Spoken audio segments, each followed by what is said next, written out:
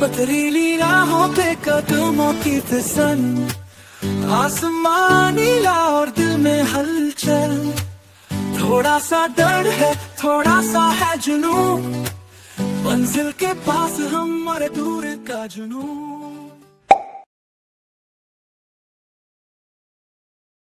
আজ যদি আপনাদের একদম নতুন একটা অফবিট জায়গার খোঁজ দিই, তাও আবার গ্যাংটক থেকে মাত্র 30 কিলোমিটার দূরে, তাহলে কেমন হয়? তো চলুন অজানা একটা গন্তব্যের পথে যাত্রা শুরু করা যাক।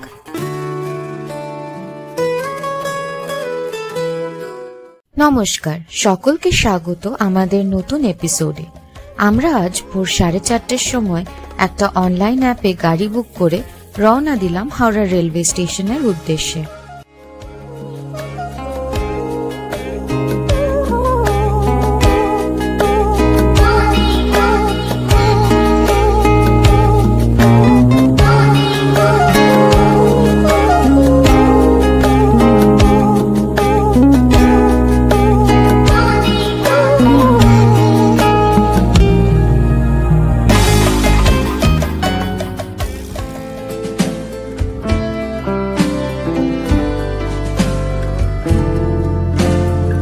পৌঁছালাম পুরনো স্টেশন। আকাশ চা খেলো, তারপর ভেতরে গিয়ে একটু অপেক্ষার পর 6 নম্বর প্ল্যাটফর্মে দিয়ে দিল আমাদের আজকের বাহন।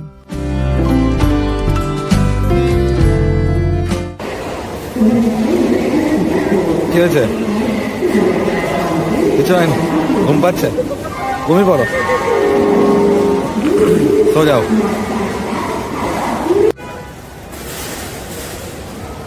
আমার বইয়ের ট্রেন অ্যানাউন্স হয়ে গেছে। এতক্ষণ অ্যানাউন্স করছিল না, তাই খুব চিন্তায় ছিল। এবার অ্যানাউন্স হয়ে গেছে। এবার খুশি তো? C10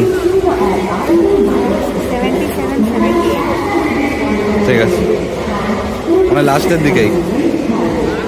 22301 Howrah new Jalpaiguri Vande Bharat express. Vande Bharat Howrah station ছাড়ে 5:55-তে, কিন্তু আজ 15 মিনিট লেট করলো। আমরা চেয়ার কার কেটেছি। ভাড়া পড়েছে 1500 টাকার মতন মাথাপিছু, সাথে ব্রেকফাস্ট, লাঞ্চ এবং জিএসটি ইনক্লুডেড। 6:10 নাগাদ ট্রেন ছাড়ল। সকাল 7:30টায় এলো গরম জল, দুধ, চা মিক্স এবং 2টো ডাইজেস্টিভ বিস্কুটের প্যাকেট। আমরা লাল চায়ের লোক, তাই এক্সচেঞ্জ করে লাল চায়ের সামগ্রী নিয়ে নিলাম। আপনারা কোন চায়ের দলে নিচে কমেন্টে জানাবেন কিন্তু। চায়ের খানিক বাদেই চলে এলো ব্রেকফাস্ট। সে ডিমের অমলেট চেঞ্জ করে আবার ভেজ চেয়েছে। আমি চেয়েছি, কেননা ভেজে চপ থাকে, আর বলছে আমাকে দেবে না, পেট খারাপ হয়, নড়বে ও নাচবে। সে বিখ্যাত কমলা, কমলা মানে বুঝে ভেজ। এখন আলু ভাজা চপ।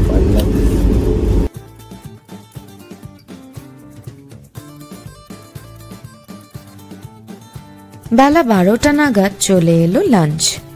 আমরা ব্রেকফাস্ট এবং লাঞ্চে কি খেয়েছি সেটা শর্টসে দিয়ে রেখেছি, প্লিজ দেখে নেবেন। ভারী কুয়াশার ফলে আধ ঘন্টা লেটে পৌঁছালাম নিউ জলপাইগুড়ি রেলওয়ে স্টেশনে। তো আমরা আপাতত পৌঁছে গেছি এনজেপি। এখন বাজে 2টো। হ্যাঁ, বেশ নেমেই একটা ঠান্ডা লাগলো গায়ে। বৃষ্টি হয়েছে আজকে এখানে, তো বৃষ্টির কারণে বেশ ঠান্ডাটা ভালোই, যেটা আমরা এক্সপেক্টেড ছিল না। আমরা ভেবেছিলাম গরম থাকবে, বাট নেমেই ঠান্ডাটা ভালো গায়ে লাগলো। আধ ঘন্টা লেট আজকে এই কুয়াশা বা বৃষ্টির জন্য। প্রচুর ভিড়। এখন আপাতত আমরা যাচ্ছি গ্যাংটকের পথে।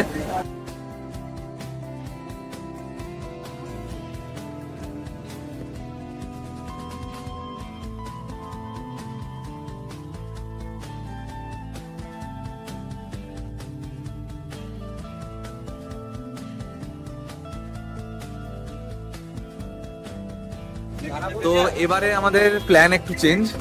আমরা এবারে আর এসএনটি যাইনি, ডাইরেক্ট এনজেপি থেকেই আমরা গাড়ি ধরে নিয়েছি, কারণ আজকে ওয়েদারটা একদমই খারাপ, বৃষ্টি পড়ছে। তো যার কারণে আমরা আর ওই রিস্ক নিইনি যে আবার এসএনটি যাবো, এসএনটি থেকে কি পাবো কি পাবো না। এখানেই গাড়ি ছিল, শেয়ার গাড়ি, আর একই রেট বলছে ওরা, সেই 500 টাকায় রেট বলছে এক একজনের গ্যাংটক যাওয়ার। তো ওই জন্য আমরা এখান থেকেই ধরে নিয়েছি। এই পেছনে আমাদের এই গাড়িটা আমাদের, এটাতেই আমরা যাব। সামনেই সিট দিয়েছে আমাদেরকে, তো অসুবিধা নেই। ব্যাস, আপাতত এখানেই ভালোই ঝিরিঝিরি বৃষ্টি হচ্ছে এখানে। তো দেখা হচ্ছে তোমাদের সাথে রাস্তাতে। ওই আমার বউ বসে আছে। স্টেশনের পুরো হুলিয়াটাই পাল্টে গেছে আপাতত, আগের বার যখন এসেছিলাম সেখান থেকে। সব গাড়িগুলো এখানে আপাতত দাঁড়িয়ে, সামনের দিকটা পুরো কনস্ট্রাকশনের কাজ হচ্ছে। বৃষ্টি হচ্ছে বলে দাদা ঢেকে দিচ্ছে সব ব্যাগগুলোকে। নিউ জলপাইগুড়ি রেলওয়ে স্টেশনের বাইরে থেকে মূলত গ্যাংটক এবং দার্জিলিং এর শেয়ার গাড়িটাই পাওয়া যায়, কিন্তু আমাদের অনেক ভোগান্তি হবে এখান থেকে গাড়ি নিয়ে। তাই ঝামেলা এড়াতে শিলিগুড়ি জাংশনে গিয়ে গাড়ি বা বাস ধরাটাই সেফ হবে। এনজেপি থেকে সেবক পৌঁছাতে আমাদের গাড়ি 5টা বাজিয়ে দিল, হালকা ট্রাফিক থাকা সত্ত্বেও। ড্রাইভার ছেলেটি আমাদের থেকে অনেক ছোট, কিন্তু রাস্তায় ও 100 বার দাঁড়াচ্ছে, জিনিস তুলছে এবং খাবার কিনছে। সেবক রেলগেট ক্রস করে ও আবার দাঁড়িয়ে পড়লো খাবার খেতে, প্রায় 1 ঘন্টা। আচ্ছা না, খাবে খাবে, ছেড়ে দে তাহলে, আর দিস না। তোরাও কি এর ভাই, শ্যাডোর ভাই? মিষ্টি বিস্কুট খাচ্ছে না, দিস না, আর দিস না, আর দিস না ওকে, ছেড়ে দে।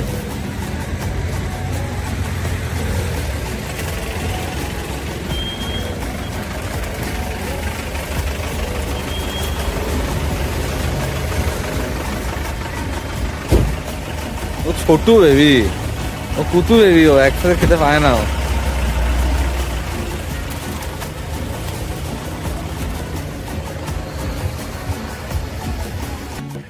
কি হচ্ছে? আপাতত আমরা রয়েছি সেবক, খুব তাড়াতাড়ি দাঁড়িয়ে দাঁড় করে দিয়েছে আমাদের গাড়ি। নর্মালি অনেকক্ষণ পরে দাঁড়ায়, কিন্তু এটা একটু বেশি তাড়াতাড়ি দাঁড়িয়ে গেছে খাবার খাওয়ার জন্য।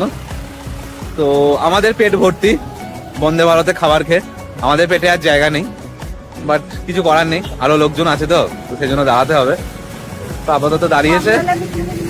না, আমি কপাল খাওয়া, হ্যাঁ মিষ্টি হলে খাবো। সন্ধে নেমে আসছিল, চিন্তা বিরক্তি দুটোই হচ্ছিল, তাই অন্ধকারে আর কিছু তুলিনি।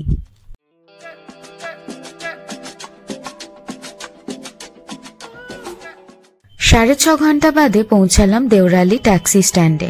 অনেক জ্যামে পড়েও কখনো 6.5 ঘন্টা লাগেনি নিউ জলপাইগুড়ি থেকে গ্যাংটক পৌঁছাতে। আমাদের যেতে হবে গ্যাংটক থেকে 30 কিলোমিটার দূরে উত্তর সিকিমের পথে ফেনসাং গ্রামে। রাংপো পৌঁছে আমরা হোমস্টেতে ফোন করে একটা ছোট গাড়ির অনুরোধ করি এবং আমাদের হোমস্টে ওনার সেটার বন্দোবস্ত করে দেয়। 15 মিনিট পরে গাড়ি এলো এবং আমরা ফেনসাং এর উদ্দেশ্যে রওনা দিলাম। ভারী কুয়াশা, জিরো ভিজিবিলিটি, তার মধ্যে গাড়ি ছুটল। ড্রাইভার ভাই বিভিন্ন ভৌতিক গল্প শোনাতে শোনাতে নিয়ে চলল। একই কুয়াশা, তার মধ্যে ভূতের গল্প, একটা গা ছমছমে ব্যাপার।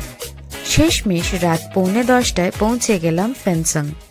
নিজেদের এবং ক্যামেরা দুটোর ব্যাটারি শেষের পথে, তাই আজ ফ্রেশ হয়ে খেয়ে ঘুমোবো। এতক্ষণ বললাম ফেনসাং এ পৌঁছানোর গল্প, কাল বলবো ফেনসাং এ আপনার কেন আসা উচিত। Good morning. আজ প্রথমেই আমাদের রুম ট্যুরটা দিয়ে দিই। ফেনসাং এ এই একটাই হোমস্টে আছে, নাম কুংসালি হোমস্টে। এই গ্রাম লেপচা এবং ভুটিয়াদের বসতি। এই হোমস্টেতে 5টা রুম আছে। কোনোটাতেই অ্যাটাচড বাথরুম নেই, কারণ এটা লেপচা এবং ভুটিয়া ট্রেডিশনের খেলাফ যায়। আমাদের 4 বেলা খাওয়া নিয়ে প্রত্যেক দিন জনপ্রতি 1500 টাকা করে লাগছে। এবার বলি আপনার কেন ফেনসাং এ আসা উচিত। সারাদিনে এখানে কোনো গাড়ির আওয়াজ পাবেন না, শুধুই নিস্তব্ধতা এবং প্রাকৃতিক সৌন্দর্য। চারিদিকটা জঙ্গলে ঘেরা।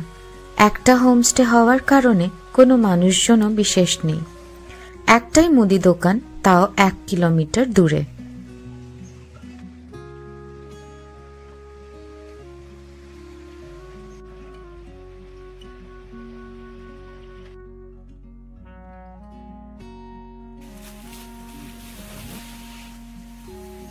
এটা রকি।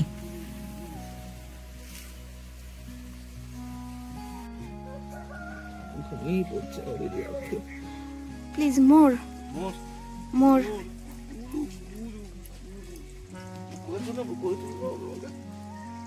এই হোমস্টে চালায় কেসাং। এখানে কেসাং এবং ওনার মা বাবা থাকেন। প্রচুর জমি এবং মোটামুটি সব রকম চাষই করেন। প্রত্যেক দিন 4 বেলায় নানা রকম ট্র্যাডিশনাল খাবার পরিবেশন করেন, সব ফার্ম ফ্রেশ। অন ডিমান্ড কোনো কিছুই কিন্তু এখানে পাবেন না।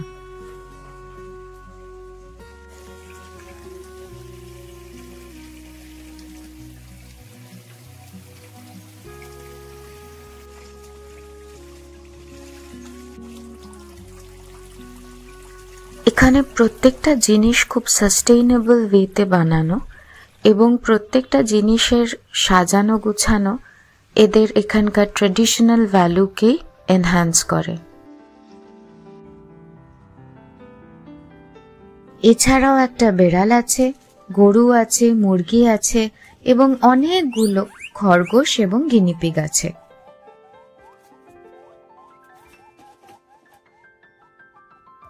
বাথরুম কমন বলে এটা ভাববেন না যে নোংরা, ভীষণ পরিষ্কার। ওয়েস্টার্ন এবং ইন্ডিয়ান দুটোই আলাদা আলাদা আছে, স্নানের জায়গাও আলাদা আছে। খালি গরম জল চাইলে ওদেরকে বলতে হয়, যেটা ওরা বানিয়ে আপনাকে দিয়ে দেবে।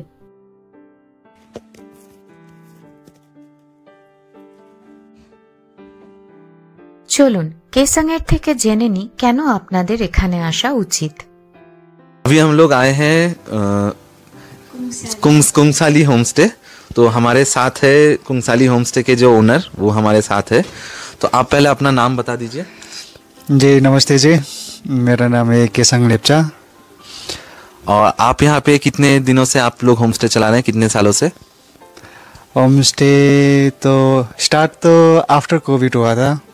आफ्टर कोविड 2022 के एंड ऑफ द ईयर से स्टार्ट किया था। अच्छा, तो ये जो होम स्टे है, मैं थोड़ा बता देना चाह रहा हूँ कि बहुत ही वेल डेकोरेटेड और बहुत ही अच्छा एक होम स्टे है।